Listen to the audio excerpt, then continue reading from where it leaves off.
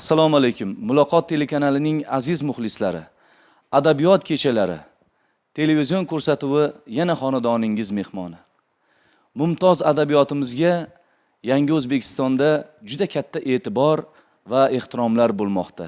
Adabiyot vakillariga juda katta imtiyozlar berilmoqda. Jumladan yaqindagina hurmatli prezidentimiz 50 mingdan ziyod kitoblari nashr etilgan adabiyot vakillari, domlalarimizni, yozuvchi va shoirlarimizni qo'llab-quvvatlash maqsadida ularga bir yil davomida har oyda 5 milliondan pul mukofotlari va aviachiptalar, poyezdga chiptalar o'sha eng imtiyozli holatda barcha qulayliklarga ega eng zamonaviy joylar bepul taqdim etilishi va chet ellarda taqdimot o'tkazilishida barcha xarajatlar qoplanishi haqida aytib o'tildi. Bu biz adabiyot vakillarini juda ham xursand qiladi. Bugun ham Sayfiddin Sayfulloh domlamiz boshchiligidagi adabiyot kechalari televizion ko'rsatuvi Navoiy ijodida nafs tarbiyasi mavzusida davom etadi. Mana ko'rdikki, demak Hazrat Alisher Navoiy nafs haqida turli tuman rang-barang biz uchun foydali fikrlarni bildirganlar. Mana hozir ustozimiz aytib o'tganlaridek, nafs bu dushmandir va unga qanday muomala qilish kerakligini Hazrat Navoiy baytlaridan aytib tushuntirib berdilar. Hazrat Navoiy yana boshqa baytlarda aytadilarki, beshi she'rin gar zabun qilsang shijoattin emas, nafs itin qilsang zabun olamda yo'q sendek shujo deydilar. Ya'ni besha bu o'rmon changalizor, ya'ni o'rmondagi sherni zabun qilish, ojiz qoldirish, uni yengish bu shijoatdan emas, balki nafs itin qilsang zabun olamda yo'q sendek shujo. Shujo deb turib mard, jasur, botir insonni aytishadi.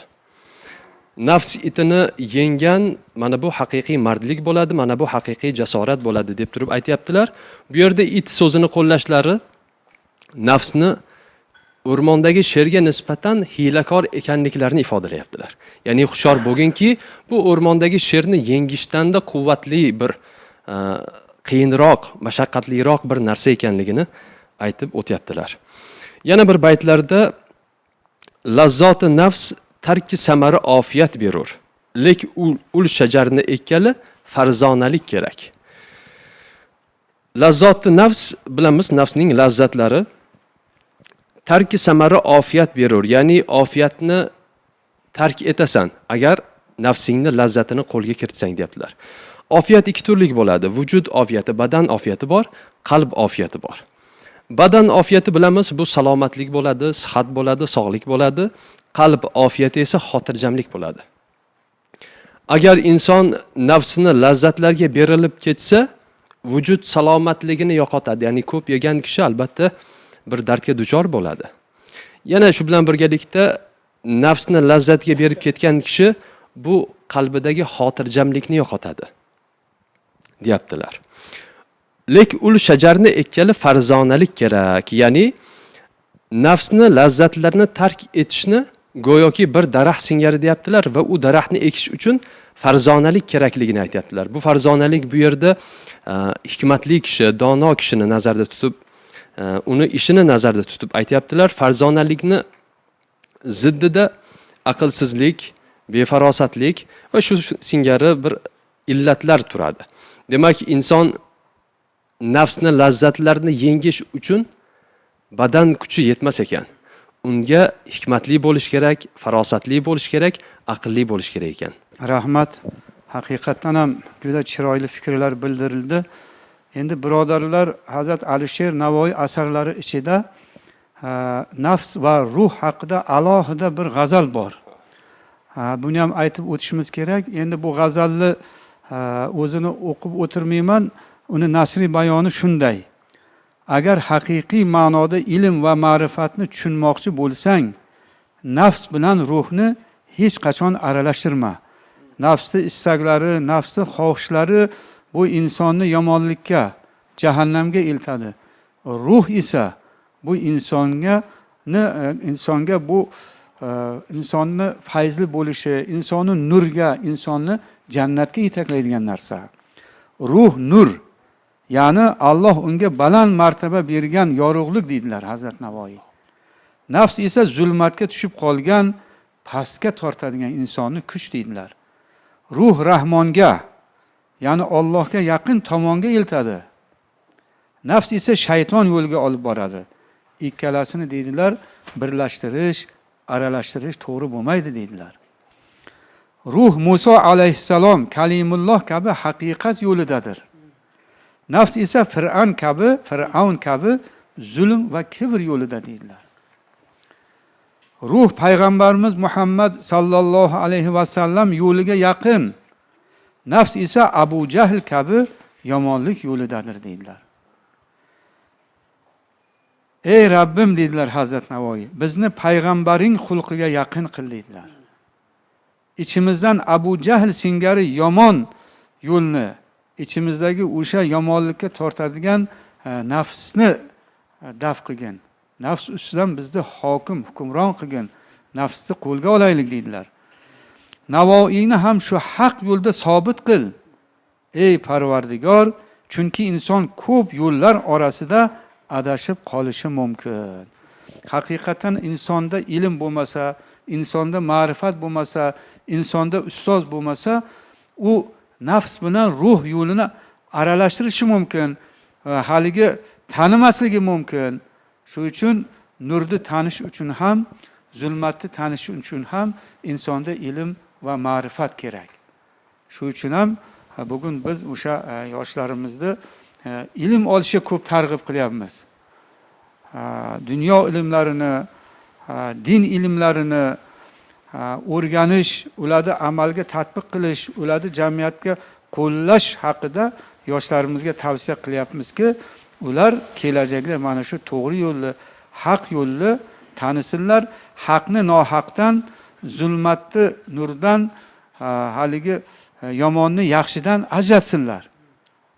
Mana shu bugungi kunda olimlarimiz, shoirlarimiz, ulamolarimiz hamma qilayotgan sa'y va harakati, xizmatlari ham aslida mana shu yoshlarni komil inson qilib tarbiyalash uchun bo'lib turibdiki, bu ruhni tanish, nafsni tanish, shaytonni tanish, do'stni tanish, dushmanni tanish ham mana shular qatoridan joy oladi. Endi mana shu nafs haqida bizni mumtoz adabiyotimizda o'zlarini bir sezilarli xizmatlari bilan tanilgan mana Ibrohimjon domla ham o'tiribdilar. Hozir bu kishi o'sha darvishlar, umuman darvishlik odobi, darvishlikning talabi va nafs tarbiyasi haqida hozir fikrlar aytib beradilar. Mahbubul qulubda darvishlar zikrida bobi bor. Bu darvish deganda shu bizni zamonlarda yelkasiga xaltani tashab, qop tashab, tilanchilik qilib yuradigan qiyofadagi odamlar keladi ko'zdan. Shu darajada tasavvufdan uzoqlashib ketilgani sababi bu. Asli darvish shu Allohni tanishlikda yuqori martabaga erishgan orif insonlarda darvish deyiladi. Darvishlik maqomi baland maqom. Darvish shunday kishiki, u qazo qadarga rozi bo'ladi. Va agar ichida yuz tutgan bo'lsa ham sirtiga chiqarmaydi. Darvish sidq va fano, ya'ni siddiqlardan va ahli fano, dunyo rohatidan ko'ngil uzganlar yo'lini tutgan bo'lishi kerak.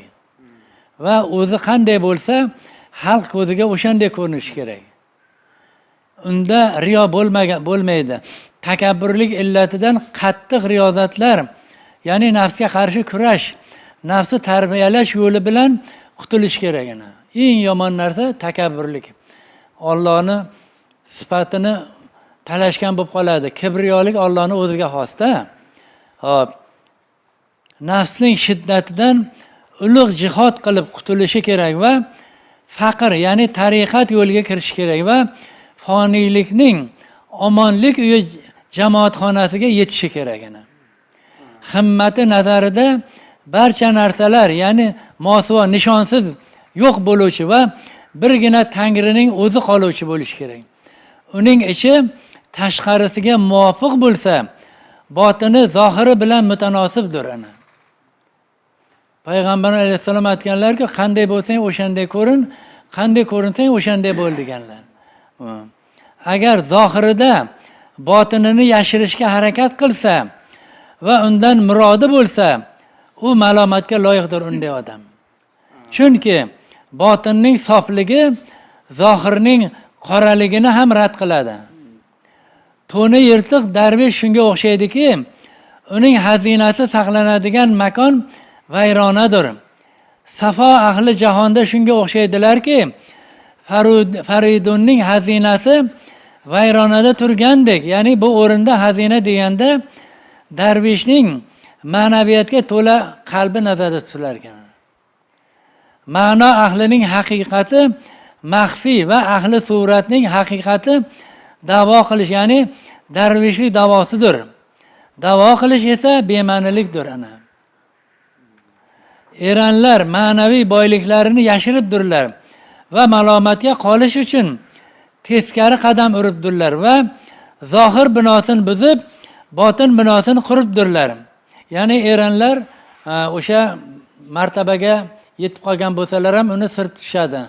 Nimagaki, o'sha haloyiq bu kishi ixlos qilib qolib, uni ixlos mulozamatlari ta'sirida o'zidan ketib qolish ehtimoli bo'ladi. O'shaning uchun ehtiyot qiladilar. Eranlar ma'naviy boyliklarni yashiradilar va malomatga qolish uchun teskari qadam uradilar va zohir binosini buzib, botin binosini quradilar. Qazo qadardan nima kelsa rozi bo'ladilar va olam ahlining qattiq ranj va malomatiga qolibdirlar va chidabdirlar. Yemak va ichmakdan kechibdirlar. Haq roziligi xususida ham g'am chekib, qon yutibdirlar. Ularning rizo va taslim maqomi manzillari fano sahrosi, ya'ni fano oromgohlaridir. Ya'ni bu fano yo'qlik sahrosi. Adab va tavozi ularning odatlaridandir. Do'stu dushmanga yaxshi muomalada bo'ladilar. Mana shu sifat va odatlarga ega kishini darvish desa bo'ladi ana. Mana darvishlik qanaqa maqom ekan ana. Mana Hazoinul Maoniyda ham Navoiy aytadilarki, o'zdan qutul Navoiyo maqsadga yetki qush yetmas shamanga bo'lsa qapas ishra muftalo. Ya'ni ey Navoiy deyaptilar, nafsni balosidan qutulgin. Agar nafsni yo'rig'iga yuraversang, qapasdagi qushdan ortiq joying qolmaydi. Nimaki, nafsni mana xolasa o'shani bajaradigan odam qapasda ishlaydi, qushdan boshqa narsa emas. Nimaga? U nafsni qapasidan chiqib keta olmayapti ana. O'shanga o'xshagan boshqa qushlar ko'rgan chamanzorda qapasda ishlaydi, qush ko'ra olmaydi. O'shanga o'xshagan oxiratda saodatini ham ko'ra olmaysan deyaptilar. O'shanga o'xshagan mana Nasoimul Muhabbatda ham 770 ta mashoyixlarda tazkiralari bor ekan. Barchalari nafs bilan olishishni o'tishgan. Mana shu 770 ta hammalarining karomati zohirlari mana shuni bayon qilingan. O'shalar mana aytyaptilarki, Ibrohim bin Yusuf Muhammad Zijoji debdirki, muntazam nafsga xilof ish qilish barakadir. Hayotimda bir marta unga bir qadam hamrohlik qildim-u, yillar davomida buning jabriga chora topolmadim ana. Bir marta nafsi gapiga kirib qo'yib, bir umr pushaymon bilan o'tyaptilar. Yana Ja'far bin Muhammad bin Nusayr Xuldi Havvos rahmatullohi alayh, javon mardlik o'z nafsini xor, musulmonlar hurmatini ulug' bilmoqlikdir ana.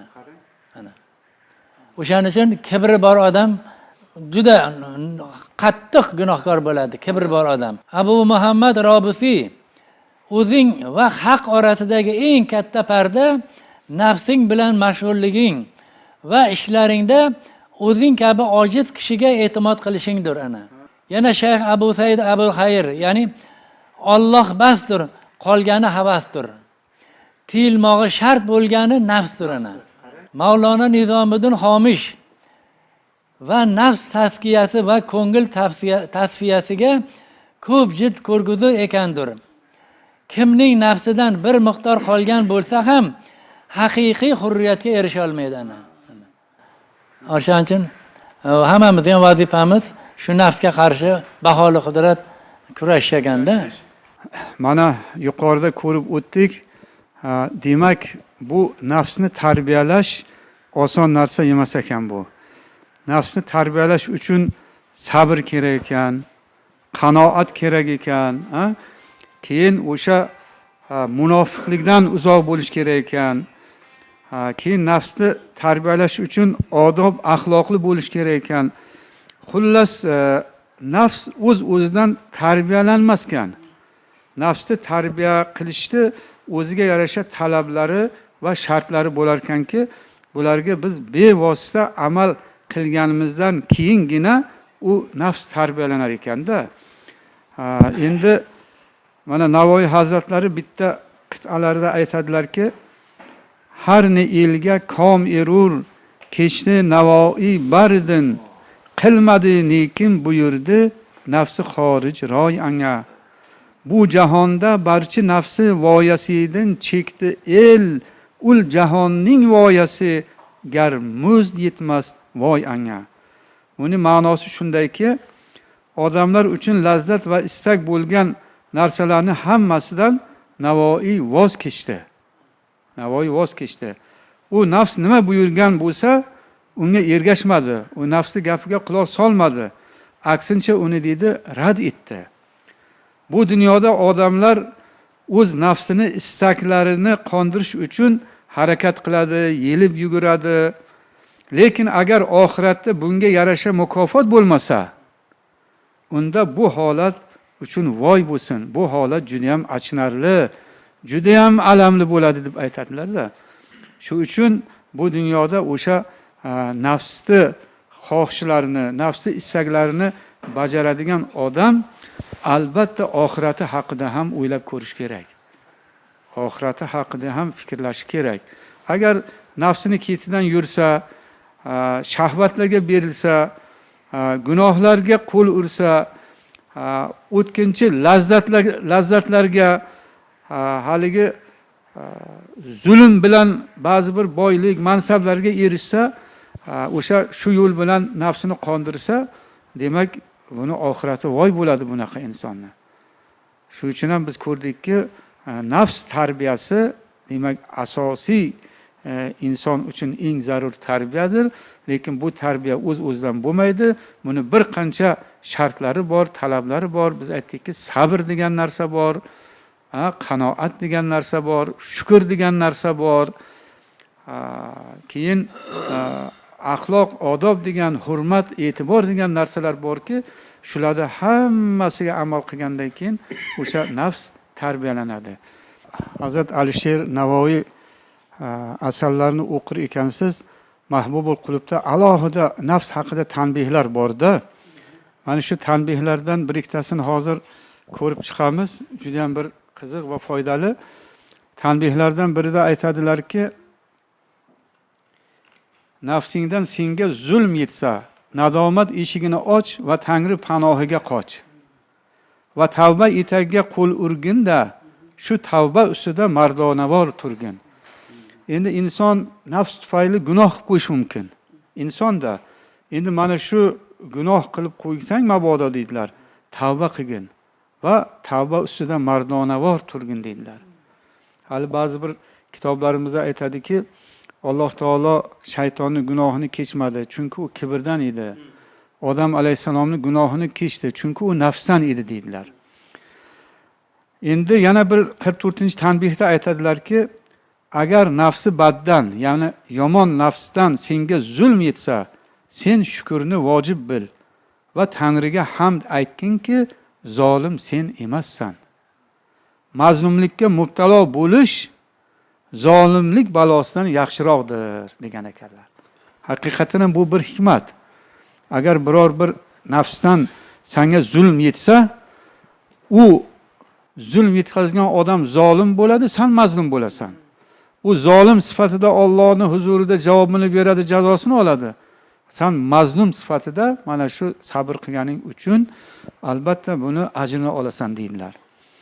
Endi yana bir qiziq, ajoyib bir tanbeh bor, nafs balosi deb ataganlar. Sayyodning, ya'ni sayyod deb ovchini aytadi. Sayd deb ov deb aytadi. Sayyodning baliqqa qarmoq tashlamog'i nafs muddaosini qondirmoq uchun. Baliqning qarmoqqa ilinmog'i ham xuddi shu balo uchun. Ya'ni bir inson agar haligi baliq ovlash uchun qarmoq tashlasa, nafsi uchun qarmoq tashlaydi-da. Endi o'sha baliq ham haligi kelib, o'sha qarmoqdagi chuvalchangni yeyman deb kelib haligi qarmoqqa ilinsa, bu ham deydilar nafs uchun ilinadi deydilar. Shu uchun bu demoqchilarki, bu dunyoda u har bir inson bormi, jonzot bormi, jonivor bormi, hammasi agar shu nafs balosiga qo'l ursa, u halokatga yuz tutadi. Haqiqatan bu hayvonlarda ham nafs bor-da endi. Aql yo'qdir, nafs bordir. Xuddi mana shuni Hazrat Alisher Navoiy ayrim hikmatlari orqali ham bizlarni mana shu nafsdan ogoh etadilar. Nafs balosidan ogoh etadilar. Bu nafs tarbiyasi nima uchun? Aslida nafs tarbiyasi har birimiz o'zimizni tarbiyalashimiz va jamiyatni tarbiyalash uchun. Endi mana shu nafs tarbiyalanmas ekan, jamiyat tarbiyalanmaydi. Aslida mansabparastlik nimadan kelib chiqadi? Shu nafsparastlikdan kelib chiqadi. Yo bo'lmasa mol dunyoga intilish, birovga zulm qilishlar, bular hammasi mana shu nafsni ketidan yugurish orqali amalga oshadi va endi mana shu nafsparastlar jamiyatga kelgandan keyin albatta jamiyatda notekislik paydo bo'ladi, adolatsizlik paydo bo'ladi. Mansabparastlar o'zini o'sha mansabini suiiste'mol qilib, o'sha qo'l ostidagi kishilarni ezishga harakat qiladi. Yo'inki haligi boy badavlat insonlar turli yo'llar bilan nafsini ketidan yurib, halol yo'lmi, harom yo'lmi deylik, haligi boylikka boy badavlat bo'lib olsa, haligi jamiyatdagi faqir fuqaroga o'sha past nazar bilan qaraydi. Past nazar bilan qaraydi. Chunki uni nafsi tarbiyalanmagan. U mol dunyoni topgan, lekin aqli shu joyida emas u. U iymon, islomdan yiroq bo'lgani uchun, nafsi nimaligini bilmaganligi uchun u mana shu dunyoni g'animat biladi. Va mana shu erishgan mansabi yo bo'lsa o'sha mol dunyosini u baxt, saodat deb biladi. Aslida bu baxt, saodat emas. Bu uchun u badbaxtlik keltirishi mumkin. Badbaxtlik keltirishi mumkin. Shu uchun biz ko'p gapiramiz Hazrat Alisher Navoiyda o'sha nafs tarbiyasi haqidagi gaplar, bularda hammasini tagida azizlar, jamiyatni tarbiyalash uchun gapiryapmiz buni. Yoshlarni tarbiyalash uchun gapiryapmiz. Bizni jamiyatimizda o'sha mansabparastlar emas, haligi shuhratparastlar emas, deylikki haligi faqir fuqaroga past nazar bilan qaraydigan boy badavlat kishilar emas. Bizni jamiyatimizga insoflik, adolatlik rahbarlar, insoflik, adolatlik boylar, shuhratparast bo'lmagan bir yaxshi insonlar yetishib chiqishini xohlaymiz. Bu nafsi tarbiyasi tagida aslida mana shular yotibdi. Endi qancha nafs haqida biz gapirsak-ku, lekin insonlar isloh bo'lmasa, jamiyat isloh bo'lmasa, uni foydasi yo'q, Shu uchun biz bugun o'sha yoshlarimizni qanday qilib odoblik, axloqlik, ilmli qilib yetishtirishimiz kerak. Mana shu yo'llarni axtarishimiz kerak. Buni yo'llari juda ham ko'p. Va mana shu yo'llardan biri nafs tarbiyasi bo'lgani uchun ham biz bugun bu mavzuga to'xtab o'tyapmiz. Bu mavzu bilan bog'liq bahslar uyushtiryapmizki, bular yoshlarimizga ta'sir qilsin. Yoshlarimiz bundan ibrat olsinlar. Kelajakda shu jamiyatimizni ilg'or, ilmlik, bilimlik, axloqlik, ma'rifatlik yoshlari bo'lib yetishishlari uchun bo'lyapti bu hammasi.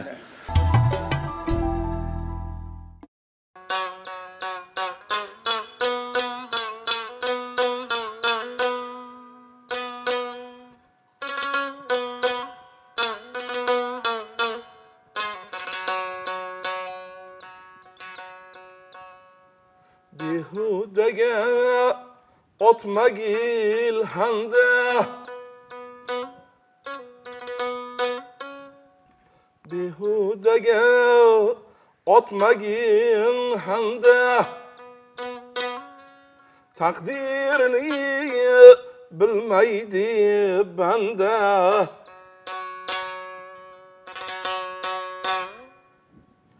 Ta bor ekan quvvat badanda,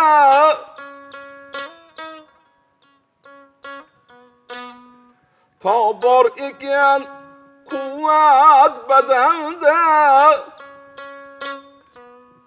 haq zikrini qilmagin kanda, haq zikrini qilmagin kanda.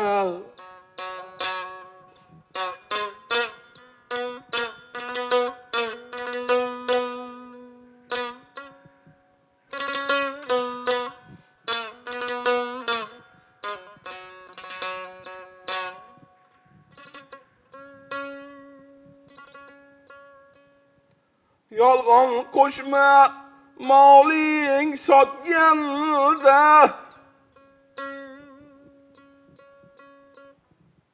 qarsiz uxla quyosh botganda,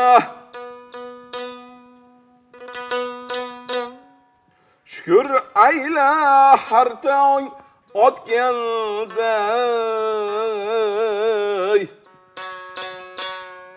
haq zikrini qilmagil kanda, haq zikrini qilmagil kanda.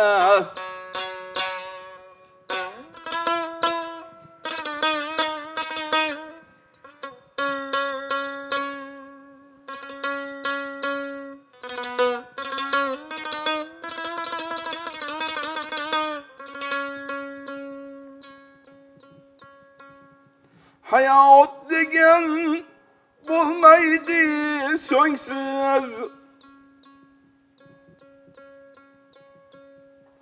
boy bo'lsa ham dunyoda tengsiz.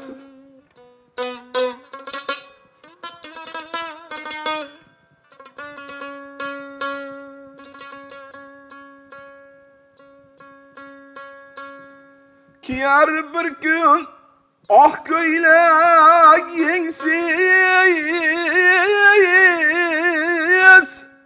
haq zikrini qilmagil kanda, haq zikrini qilmagil kanda.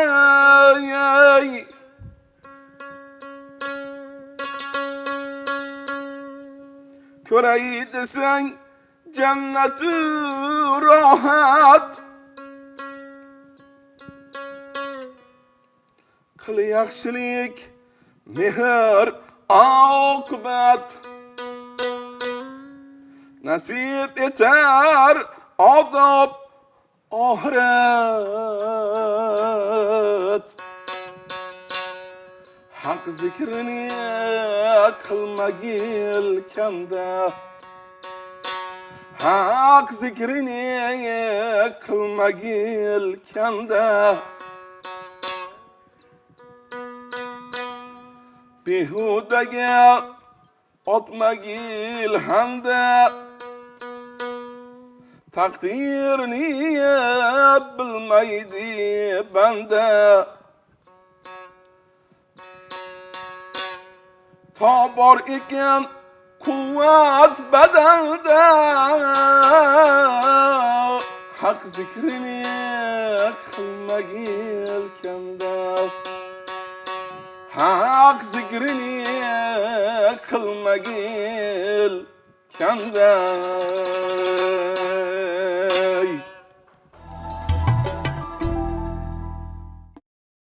Aziz teletomoshabinlar, nafs tarbiyasi qanchalar muhim ekanligini hammamiz tushunib, domlalarimizdan eshitib bormoqdamiz.